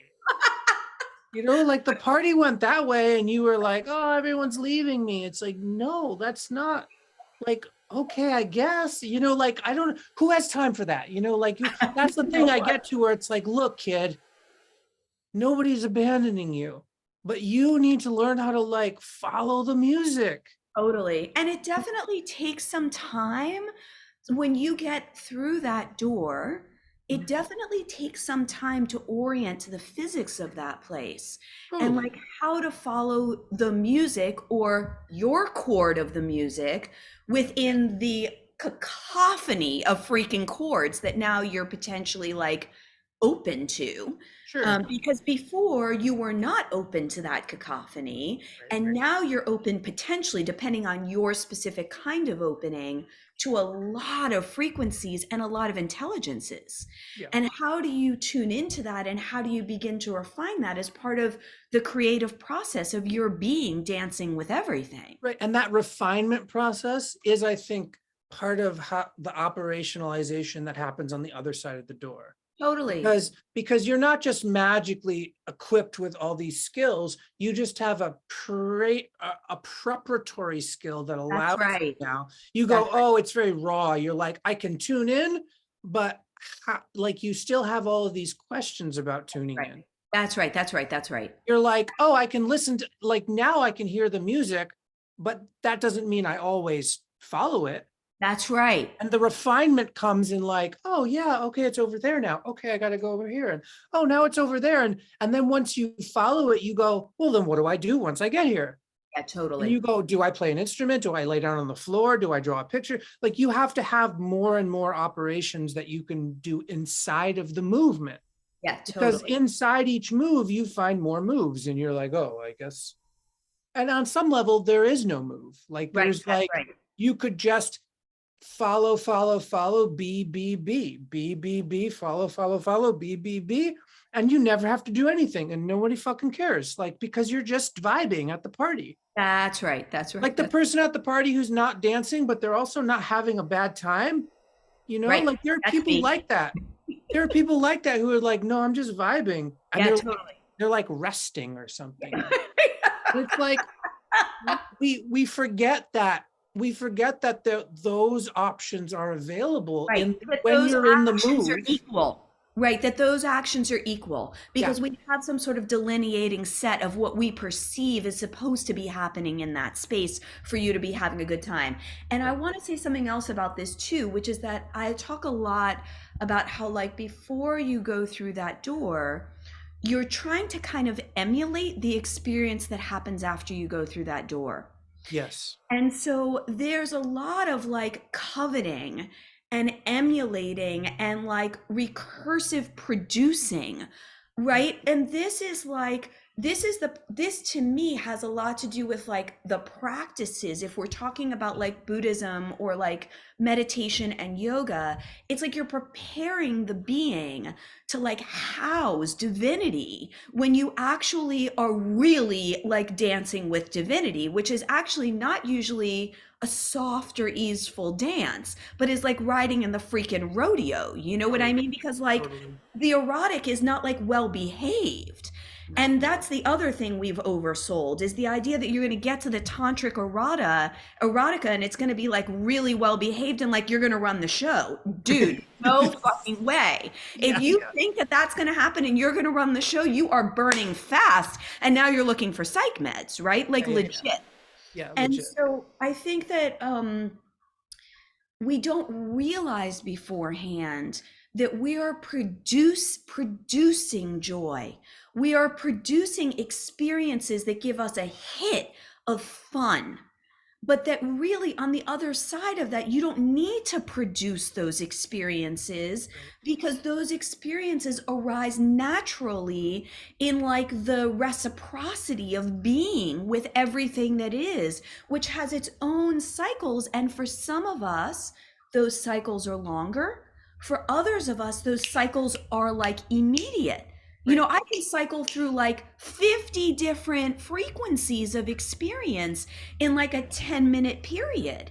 Right. And so this is just because this is the way the dynamics of my system seem to be running at this moment. Yeah. But we also don't have a lot of conversation or examples of that. Right. And so you get there and you think you're going to use the same rule set that you had before you were there.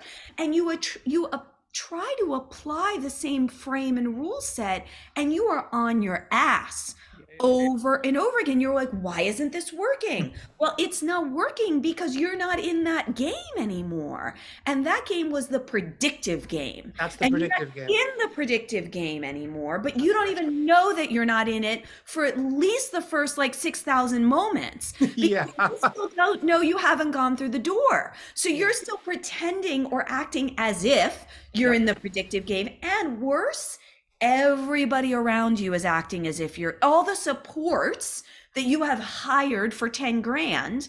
They're all acting as if you're in the predictive game. And I talk about this in my linear model by saying, when you get to the other side of the door, a lot of people at the early stage of that have very severe addictive behaviors show back up again. That's right. That's And right. then they have had years, decades of remediating those behaviors.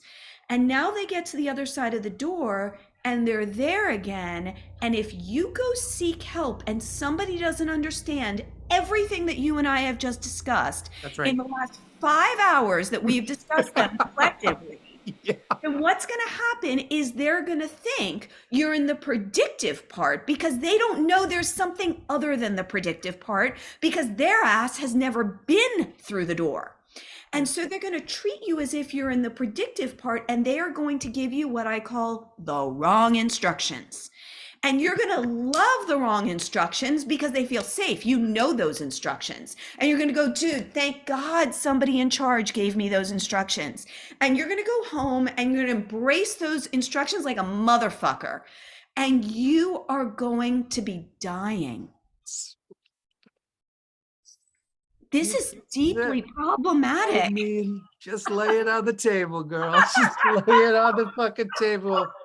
It's the dead cow right on the table. Just lay it there. It's deeply fucking problematic. But no, wait. And actually, people are going to view this, and afterwards, they're going to go, that's true, but that's true, but I'm pretty sure there's a way to do it the way that we feel comfortable with. Because, That's right. Because that I'm certain that there's a way to go through this door and be on the other side and maintain my control. That's right. Because that agency feels like fucking to me. And everything else feels too scary. And I can't go outside of that. And so I have to watch porn in order to compensate for the fact that I don't have access to this thing, which means that now I'm exploiting everybody around me unconsciously because I don't have access to this thing. And I can justify it by watching the news, reading a book, and talking to a spiritual teacher. That's right. This is it. Oh my God, I want to kill somebody. Yeah. This makes me so deeply uncomfortable that I start internally writhing. I know. I mean, because it's like there's this massive pit after the door that doesn't need to be there. That's it. Exactly. The culture has created this pit. Yes. And the culture reifies the pit, and the culture maintains the pit. Yes. And most people need to know that you don't have to fall into this pit, but it's going to be so enticing to do so. Yes. So enticing to do so because of all the things you just said. The fact that most people around you are still trying to pull you back into the predictive side of the fence, which is where, and we have to understand, like, pain science is now telling us that pain is a predictive process. So we are predicting pain before it happens to create it happening. It's like a recursive time loop. It's like time travel. It doesn't make any sense logically, but quantumly, it makes perfect sense because there is this way of protecting yourself Yes. via false predictions that then everyone validates together. Yeah, exactly. Exactly. And it becomes such a large reality field that then it feels so deeply like the truth that going against it feels like you're taking this giant risk. That's the taboo thing you have to get over. It's like I tell people, when you start to play these games, you play with taboo little, so Yes. that you can, the more you play with taboo, the more you realize what a fucking Trojan horse it is. Yes, totally. Really a fucking horse. Totally, totally. Well, and this Giant horse gift thing. yes, totally. And then the other thing is that the further you get away from that giant pit, right? Like if you're able to actually get out of the pit, Yeah. and the further you get away from the pit, the more abhorrent it is to have to engage with anything that is predictive, with anybody or any system that is trying to run on that frequency, because it is so deeply and immediately oppressive to your system. And that's the problem that people like you and I have with like helping orgs and blah, blah, blah. It's like, oh girl, like these, it's like you're not allowing vitality into your worldview. Therefore, but you want to like hire somebody who's telling you that the world is like more alive than you're allowing it to be. Totally. And every moment in that process, you're going to try to kill all the aliveness that I'm trying, that you paid me to bring to you. That's right. And in some ways, that's rape. Yeah. It's rape, Dare. That's real. It's real. No, it's real. I stopped doing pieces of this because my own body was like really experiencing exploitation in that space. It is exploitation. And it is. It's a kind of pornography. They're essentially it's hiring a masturbatory exploitation. Yeah, they're essentially hiring you to show them the thing that they secretly hate so that they can throw tomatoes at it. And it's like, I don't know if I want to, you know, and when we get into the deep dynamics of this, it really is about DV, sexual abuse, and internalized abuse dynamics. Yes, 1,000. This is the recursiveness of the repetition compulsion of like internalized, deep, almost intrinsic abuse. That the compelling nature of having to view it happening, making somebody else do it, take off all their clothes for your pleasure so you can abuse them, so you can throw tomatoes at them, and then you're going to pay them for it. Yep. This is the fucking secret game. I mean, we're saying things that are extremely intense, but when you get to this place beyond the door, you can see this shit very clearly, and you also aren't like triggered by it in a certain way. Like you can just see the violation, implicit violation, and you start to go, I dislodge my energy from that game and that story. That's right. And I do see a lot of people getting burnout because they haven't yet been able to witness this. That's right. Because they're still going, but I'm paying my bills and also I'm getting awards and now I have a book deal, but it's like, yeah, but your hygiene is not there because you're not understanding that when you allow yourself to be this person, this kind of expert, you're also saying, I can be your scapegoat. That's right. And it's a bit like, did you really sign up to be a scapegoat? Because I'm not sure. Maybe you did. There's some people like me who go, I'll be your scapegoat, but I know because I've gone to the other side to go, oh, okay, so you want a scapegoat? Oh, I'm going to have so much fun with this. That's it. I mean, there's a way too that when you can still twist it. Go far enough, then you can like play with the edges of that. Right. And it really is a micro fine edge in my experience. Super micro, because if you go over your own edge, you get sick. That's right. I mean, and I've experienced that 1,000 times of like standing on that edge that is so fine and playing within it and recognizing that like, oh shit, I just had one drop too much of the exploitation game. And now my body is experiencing the consequence of that. And I can't breathe anymore. Right. Yeah. Right. And so for me, like, I'm trying to get to this place where I want to be, holding workshops or practice spaces where people are using performance arts methodologies in this way, though, like non-dual plus performance, because everyone has these like tricks of like, this is how you be authentic in front when you're talking to people, right? Yeah. But those are still in the dual prediction model. 100%. What I'm talking about is the ability to be hired for a job, or even talking to your partner, anytime you're on stage, anytime the attention is on you. Yep. This is the game. Anytime the attention is on you, even if it's you by yourself, anytime the attention is on you, where you can start building momentum, Yeah. telling a story, talking about your feelings, giving your presentation.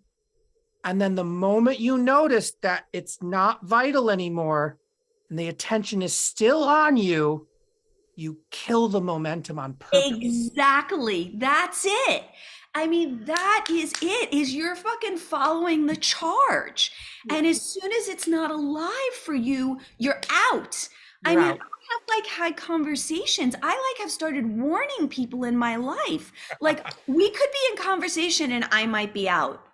Right now with you, that's unlikely to happen because we're both volleying the vitality. Yeah, there's And this. so there's this understanding that we're sourcing a much larger field for that vitality and it is dynamic. But with people who aren't in that space, they can be vital one moment and then they're dead. And then I notice I can't even make myself hang out in that space anymore. Like my attention just goes, I'm gone. So we need these places where people can practice playing dead. Yeah. On purpose, rather than when they go over their own boundary. Yeah, totally. Because Totally. most people are sort of dying because Yes. they actually are like beating a dead horse. Yes. Yes. And instead, it was actually 3 or 4 miles back before, That's right. back in the past when they needed to divert the charge. Not right. that the charge was good or bad, but that the vitality wasn't there anymore. That's right. That's right. That's right. And so if people are tracking their own, if they're tracking their own ability to do that, That's then right. no one really gets to this kind of dead place that's like a bad dead place. It's That's like right. not a That's problem. right. But most people haven't even had the practice to be able to be in conversation and just stop. Well, and what is this place around wanting to milk the space where the vitality is gone? Like that's the other question for me. We all Is like, do it.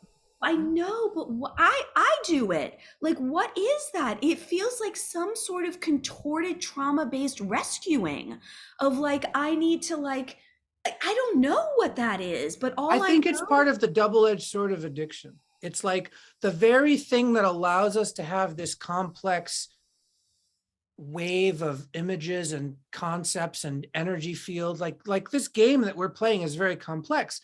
I Yeah. think the exact same thing that allows us to have that is the exact same mechanism that also allows us to become so fucking addicted to something that we're a prisoner inside of it.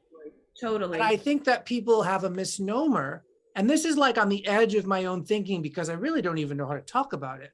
But I'm just saying that like the thing that we call the capacity to be in the vital space to have liberation, and the thing that we call addiction, which is imprisonment and not liberation, and all the stuff we've talked about for the last 5 hours. Yep. I actually think they're the exact same mechanism. They are. Well, there's no question about it that they're born from the same place. Yeah. And so when they're born from the same place and we go back to that place because we're playing the game, Yes. we also realize how easy it is to become re-addicted because Yes. it's pure because at that point it's almost like the addiction is pure again. Yeah, it's true. It's true. It's true. I mean, that's why addiction shows up so heavily on the other side of what I call stage 5, right? Like if that's been a primary imprint for you, and that imprint of the double bind was the initiating event of your experience of the double bind, Right. then what happens is when you go through an opening towards the divine, which again happens in degrees. Some people have a momentary opening and they taste it and then life goes back to being predictive. Other people have more abiding openings and there is no going back. Mm-hmm. But when that happens, you will absolutely re-experience your double bind by standing in a different place.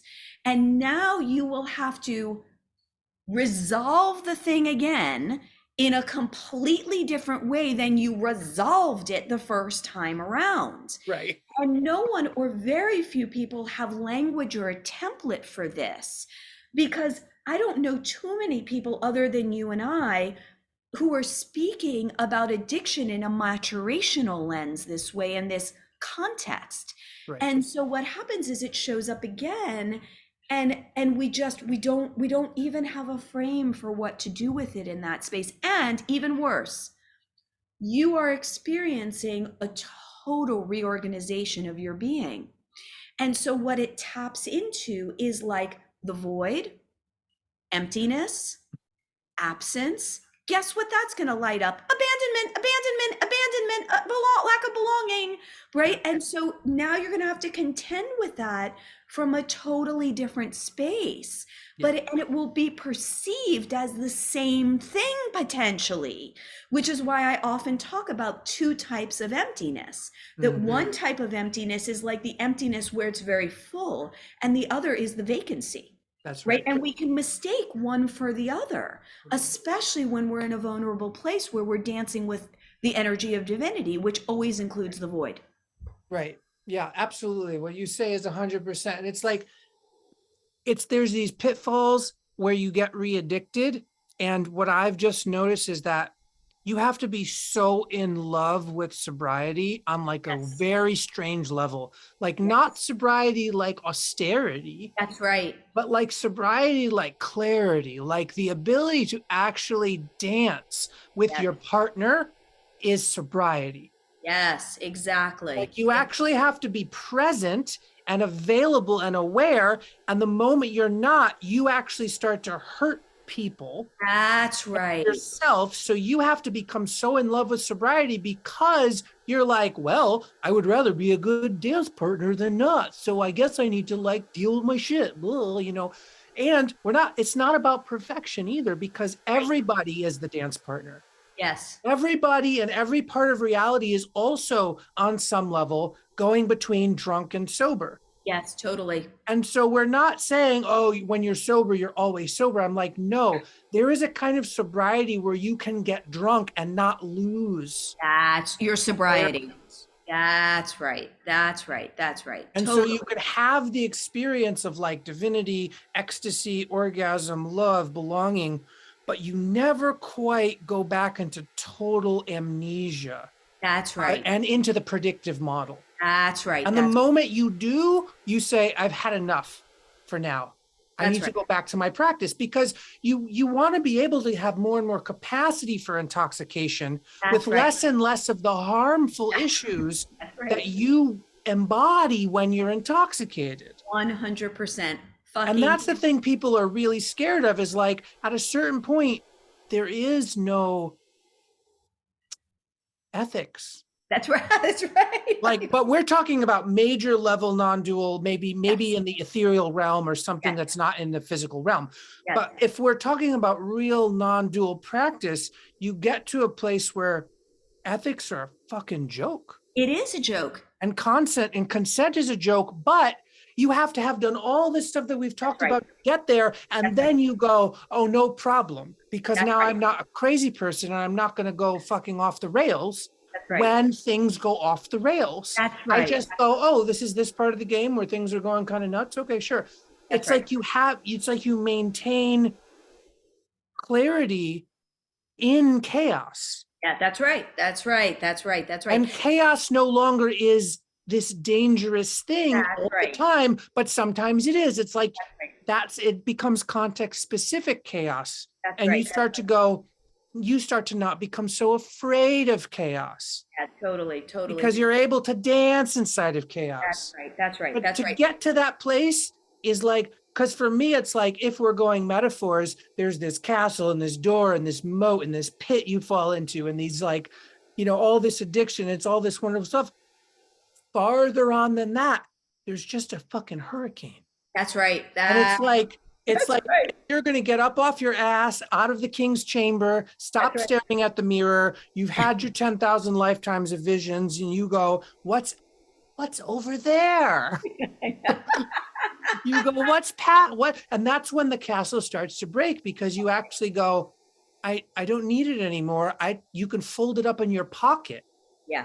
It's almost like a weird cartoon where you're like, well, I don't want to leave this castle. It's like, well, just take it with you then. Yeah. Yeah. It becomes so crazy where you're like, oh, yeah, you can break it, but then you can just you can put it in your pocket. Yeah. And then, but then keep going. And there's just this fucking vast, expansive void hurricane. That's endless. And you're like, oh, I've been waiting for this. And okay. And for me, that's like, if there's 5 stages in your first model, I'm like, oh, this is like stage 6 or 7. Totally. That's right. That's exactly right. Or 8 or 9. Better, but I'm just saying, like, when you get there, you want to push yourself more. You want to play more. That's right. That's right. And you want to be in it. It builds on itself in a way that just is itself recognizing itself as that. And so as it recognizes itself as that, it has a like continuum all of its own that you have long ago at that point partnered with, which really just means that you're no longer consciously obstructing the thing, right? And that you recognize that this is what you're here for. And then all sorts of things are born from that space. Yeah. I think we're at the culmination of this massively epic 2-hour conversation, Bree. I just want to pause and, say thank you to all the devas and all the spirits and all the beings and forces that emanate, because, I couldn't be able to talk about any of this if there was not these forces deciding that I would be able to do it, like I'm not really in charge of what's happening, but I'm trying to create the conditions by which it happens, and to be able to be with somebody else who's also creating the conditions is actually quite rare. And that's what we've been talking about for the last 2 hours. And hopefully this conversation has infected the listeners. Yes, that's what we're hoping for. Yeah, let's hope it's infected the listeners. Is there anything you'd like to say in closing, knowing that I'm sure we're going to talk again in a month or so, but let's just feel if there's a final coda. Ay, ay, ay, ay. Ay, ay, ay. I mean, I think the only thing that sometimes I say to people that feels like it's the summation of this is like, there's so much more than you recognize. Like there's so much more. Everything that is in you that wants more, and not the more that is external, but the more that is like available, like that is so possible for you, and that there are no categories that leave anybody out of that. There's no like thing that says you get the more and somebody else doesn't get the more. And like you were saying, like there's no conditions that are the perfect conditions. And just that, like, I don't know, like if you're not doing this, you're not doing anything. Yeah. Boom. There it is. Strike. Boom. The lightning bolt shakes the room. I love it. Well, Bree, it's been great. I'm going to pause the recording. Blessings to all beings. May this be of benefit to everyone who listens. Thank you. For real. For real. For real.